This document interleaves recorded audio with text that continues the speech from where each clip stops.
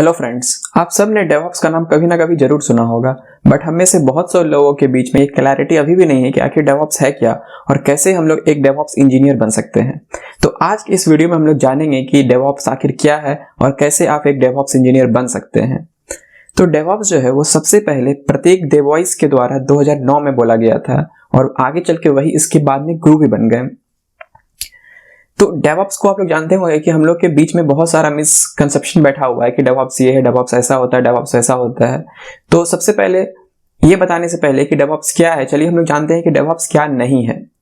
तो डेवऑप्स कोई सॉफ्टवेयर नहीं है, डेवऑप्स कोई टूल नहीं है, डेवऑप्स कोई प्रोग्रामिंग लैंग्वेज भी नहीं है जिसे कि आप लोग सीख लें और खुद को डेवऑप्स इंजीनियर बोले, जैसे कि हम लोग जावास्क्रिप्ट या किसी और भी लैंग्वेज के बारे में कहते हैं। तो डेवऑप्स कोई प्रोग्रामिंग लैंग्वेज है नहीं जैसे कि आप लोग सीख लें और खुद को प्रोग्रामिंग लैंग्वेज बोले। तो आखिर डेवऑप्स है क्या? तो चलिए अब जानते हैं डेवऑप्स क्या है। डेवऑप्स एक मेथोडोलॉजी है। यह दो वर्ड डेवलपमेंट और ऑपरेशन से मिलकर बना है डेवऑप्स। यहाँ सिंगल टीम को डेवलपमेंट से लेकर टेस्टिंग, डिप्लॉयमेंट, ऑपरेशन तक पूरे लाइफ साइकिल को हैंडल करने की परमिशन होती है। डेवऑप्स आपको software developer, quality assurance engineer और सिस्टम एडमिनिस्ट्रेटर के बीच के गैप या डिफरेंसेस को कम करने में मदद करता है। तो इस तरह डेवऑप्स सर्विस और एप्लीकेशन को डिलीवर करने में ऑर्गेनाइजेशन की स्पीड को इंक्रीज करता है और इस तरह ऑर्गेनाइजेशन हमारे और भी कॉम्पिटिटिव बन जाते हैं कंपेयर टू अदर वन जो कि डेवऑप्स को यूज नहीं करते हैं।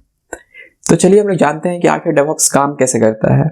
तो डेवऑप्स के अंदर क्या होता है, डेवलपमेंट टीम और ऑपरेशन टीम, ये दोनों टीम को मिलाकर एक सिंगल टीम बनाया जाता है और इस टीम की जिम्मेदारी होती है कि डेवलपमेंट से लेकर डिप्लॉयमेंट, टेस्टिंग, मतलब कि एप्लीकेशन के पूरे लाइफ टाइम साइकिल में जो भी चीज होता है उन सब की जिम्मेदारी यहाँ पे होती है। और इस तरह उसमें डेवऑप्स में काम करने वाले लोग किसी एक फंक्शन पे डिपेंडेंट नहीं होते हैं, वो एक स्किल्स को डेवलप करते ही चले जाते हैं, सेट्स ऑफ स्किल्स को। तो चलिए अब हम लोग जानते हैं डेवऑप्स आर्किटेक्चर को, जिसमें से सबसे पहले आता है हमारा ऑटोमेशन। ऑटोमेशन हमारे टाइम के कंजप्शन को कम कर सकता है, खास करके टेस्टिंग और डिप्लॉयमेंट फेज के दौरान। अब आप समझिए ध्यान से, टेस्टिंग के दौरान हमारा क्या होता है, हम अपना प्रोग्राम लिखें या सॉफ्टवेयर बनाइए, सपोज कि जब वेबसाइट बनाते हैं और उसमें आप टेस्टिंग करते हैं उसके लिए, बट जैसे ही आप उसमें कुछ और चेंज करते हैं आपको नहीं पता कि वो चेंजेस कहाँ कहाँ रिफ्लेक्ट करेगा। तो आपको क्या होता है कि आपको फिर से टेस्टिंग करना पड़ता है उसी सारे चीज का। तो इसमें हम लोग क्या कर सकते हैं ऑटोमेशन के द्वारा कि हम लोग वो टेस्टिंग को ऑटोमेट कर सकते हैं कि जैसे ही हम मतलब उस कैंपेन को चलाएं वो सारा टेस्टिंग खुद ब खुद कर दे और इनमें में रिजल्ट हमको बता दे कि ये सब चीज फेल किया है। तो हम सारे टेस्टिंग को एक तरह से ऑटोमेट कर लिए कि जब भी हम कुछ भी चेंज करेंगे हम वो टेस्टिंग को ऑन कर देंगे और वो सारा चीज टेस्ट कर लेगा। और इसी तरह अगर हमारा कभी ब्रेक होता है तो उस चीज को भी हम टेस्टिंग में इंक्लूड कर लेंगे टेस्टिंग कोड में। और इस तरह हमारा क्या होता है कि जब भी हम कुछ भी चेंज करते हैं तो हमको वेट नहीं करना पड़ता है टेस्टिंग टीम के लिए कि वो 10 दिन या 20-25 दिन में टेस्ट पूरा करके साइट को दे हमारा और हम फिर देख सके कि क्या हमको उस एरर को फिक्स करना है। क्योंकि सबसे बड़ा क्या होता है कि आपको पता चलना चाहिए एरर क्या हुआ, फिर तो आप उसे फिक्स कर ही लोगे। तो यही काम हमारा करता है ऑटोमेशन की, वो मैक्सिमम 1 आवर से 1 दिन के अंदर सारा टेस्टिंग करके आपको बता देता है कि ये सब एरर है या कोई भी एरर नहीं है। सिमिलरली होता है हमारा डिप्लॉयमेंट फेज के दौरान। एक तो होता है कि हम मैनुअली सब कुछ को डिप्लॉय करें, बट क्योंकि वो चीज बार बार हम रिपीट कर रहे हैं तो कोई भी चीज हमारा क्या होता है कि जिस चीज को भी हम रिपीट करते हैं उस चीज को हम लोग ऑटोमेट कर लेते हैं कि हम उसको डिप्लॉयमेंट के लिए भी हम लोग ऑटोमेशन का यूज करते हैं कि ऑटोमेटिकली वो डिप्लॉय हो जाए। तो इसमें सेकंड हमारा आता है कोलैबोरेशन और हम लोग इसके बारे में ऑलरेडी बात कर चुके हैं कोलैबोरेशन के बारे में कि इसमें क्या होता है कि डेवलपमेंट टीम होता है और ऑपरेशन टीम होता है। ये दोनों टीम को मिलाकर हम लोग एक टीम बनाते हैं, इसको हम लोग कहते हैं डेवऑप्स टीम। तो डेवऑप्स टीम मेनली इसका तो होता है कि कल्चरल को भी फाइट करना होता है, क्योंकि हम लोग का मेनली अभी तक बना हुआ है कि डेवलपमेंट टीम और ऑपरेशन टीम अलग अलग काम करेगा। तो इसमें हम लोग क्या करते हैं, दोनों को एक टीम बना देते हैं।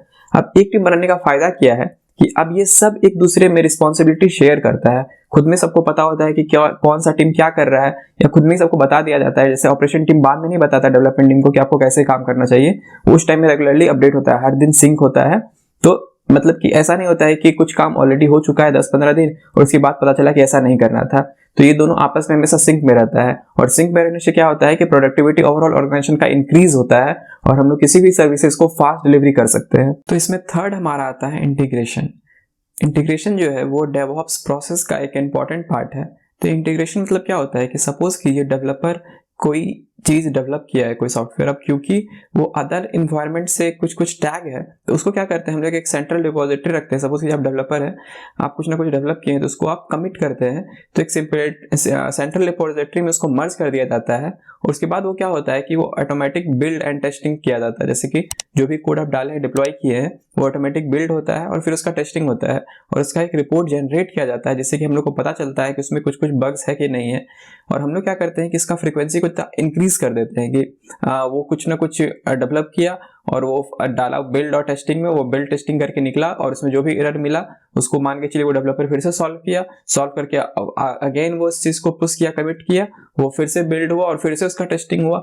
अगर उसमें कुछ एरर बचा है तो उसको वापस से सॉल्व करेगा और ये साइकिल चलेगा तब तक जब तक कि वो बग सॉल्व ना हो जाए। अब जब एक बार आएगा कि वो कुछ ना कुछ उसमें कोई बग्स नहीं मिला, और फिर इसको ये क्या कर सकता है कि ये कोड को मान सकता है कि जो कि बग्स फ्री है, और फिर इसको कुछ मैनुअल टेस्टिंग के लिए भेजा जा सकता है। बट एक तरह से ये हमारा प्रोसेस को क्या कर दिया, बहुत ईजी कर दिया। अब डेवलपर को किसी चीज के लिए वेट नहीं करना है, डेवलपर अपना कोड करता है, वो ऑटोमेटिक बिल्ड और ऑटोमेटिक टेस्टिंग होकर उसको पता लग जाता है कि इसमें कोई ना कोई एरर है या नहीं है। तो ये हमारा किस पार्ट में कहा जाता है, इसको कहा जाता है इंटीग्रेशन पार्ट में रखा जाता है। तो इसमें 4th नंबर पे हमारा आता है कॉन्फ़िगरेशन मैनेजमेंट। अब कॉन्फ़िगरेशन मैनेजमेंट क्या है? कॉन्फ़िगरेशन मैनेजमेंट मेनली सॉफ्टवेयर के उन चीज को बारे में बात करता है जो कि एनवायरनमेंट पे डिपेंड करते हैं। तो कॉन्फ़िगरेशन हम किसी फाइल में क्या कर सकते हैं कि उसको अलग से भी लिख सकते हैं। मतलब कॉन्फ़िगरेशन क्या हुआ, किसी मतलब कि सपोज कीजिए कि आपका सॉफ्टवेयर है जो कि क्रोम के लेटेस्ट वर्जन पे ही रन कर सकता है, क्योंकि आप उसमें क्रोम का कुछ चीज को यूज कर पा रहे हैं जो कि रिसेंटली उसमें क्रोम में अपडेट किया गया है। तो आप उसमें क्या कर सकते हैं कि ये एप्लीकेशन जो है बेस्ट रन कर सकता है क्रोम में, क्योंकि आप अगर इंटरनेट एक्सप्लोरर को यूज करते हैं सेम एप्लीकेशन के लिए तो वो may be not work fit करेगा। इसका सबसे अच्छा एग्जाम्पल आप ले सकते हैं किस चीज में, जब आप किसी भी एंड्रॉइड ऐप डेवलपमेंट करते हैं। तो जब आप एंड्रॉइड ऐप डेवलपमेंट करते हैं तो आपको पता होना चाहिए कि एंड्रॉइड जो है वर्जन बाय वर्जन अपडेट करते जाता है, 8, 9, 10, 11 उसका आते जा रहा है। तो हर अपडेट में क्या करता है, कुछ ना कुछ एडिशनल चीज वो डाल दिया जाता है। मतलब कि जैसे कि आप बात करें कि एंड्रॉइड 11 में वो बहुत सारा चीज होगा जो चलेगा जो कि एंड्रॉइड 10 में नहीं चल सकता था। तो हम लोग क्या होता है कि जब आप कोई भी एंड्रॉइड ऐप बनाने जाएंगे एंड्रॉइड स्टूडियो में, तो आपको एक सेलेक्ट करना पड़ता है कि आप किस वर्जन से ऊपर वाले को ऑडियंस को टारगेट करना चाहते हैं। तो उसमें वो बता भी देता है कि कितना % लोग ऑलरेडी माइग्रेट कर चुके हैं, जैसे कि कितना % लोग अभी एंड्रॉइड 11 को यूज कर रहे हैं। तो हम लोग लेटेस्ट से लेटेस्ट यूज करना चाहते हैं, बट हम लोग को एक सिंक भी बनाना पड़ता है कि सपोज कीजिए कि आप एंड्रॉइड 11 को ही ले लिए हैं बट आपका ऑडियंस जो है वो अभी एंड्रॉइड 8 वेट को ही यूज कर रहा है, तो फिर आपको दिक्कत हो सकता है। तो आप क्या करते हैं कि कम से कम लेना चाहते हैं बट कोई ऐसा फंक्शनैलिटी है क्योंकि अभी इंट्रोड्यूस ही हुआ एंड्रॉइड 11, अगर आपको इसको यूज करना है तो फिर आपको ये दोनों के बीच में बैलेंस करना पड़ता है एक तरह से। तो हम लोग क्या करते हैं, ये कॉन्फ़िगरेशन को हम तो एक तो अलग से भी लिख सकते हैं, ये हम लोग रन टाइम के द्वारा भी इस चीज को बता सकते हैं कि हमारा क्या है कॉन्फ़िगरेशन। तो यही था हमारा कॉन्फ़िगरेशन मैनेजमेंट। हम बहुत ही शॉर्ट में आपको बता दिए कॉन्फ़िगरेशन मैनेजमेंट। ये पूरा वीडियो को ही हम सिंपल रखें एक्चुअली। तो आपको अगर हम कुछ टूल्स बताएं जो कि कॉन्फ़िगरेशन मैनेजमेंट को like latest in big tech company हम लोग यूज करते हैं, जैसे कि रेड हैट हो गया, रेड हैट को भी यूज किया जाता है as a configuration management tools. तो बहुत सारा टूल्स है हमारा इसके लिए। तो ये था हमारा डेवऑप्स का पूरा एक्सप्लेनेशन, बहुत ही सिंपल वर्ड में आपको बताया है। तो आप आपको कमेंट करके बताइए क्या आप इसका एक एडवांस बात भी जानना चाहते हैं, जैसे कि इसमें सारा बात को बहुत ही सिंपल बता दिए हैं तो बट डेवऑप्स इससे बहुत ही बड़ा चीज है, तो इसको एक एडवांस एक्सप्लेनेशन भी इसका एक बनाया जा सकता है।